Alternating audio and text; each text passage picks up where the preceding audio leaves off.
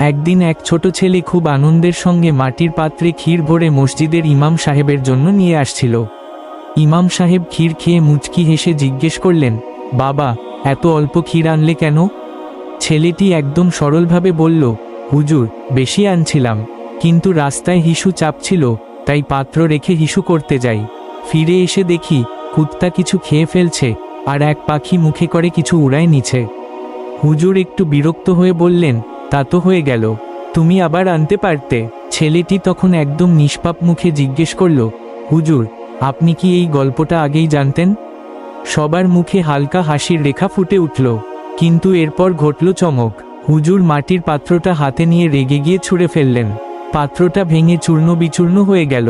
ছেলেটি তৎক্ষণাৎ চিৎকার করে উঠল, হায় হায় হুজুর, আপনি কি করলেন? আমি বাড়ি গেলে তো আমার মা আমাকে মেরেই ফেলবে। এই পাত্রটাই তো রাতে আমার ভাই পেশাব করে।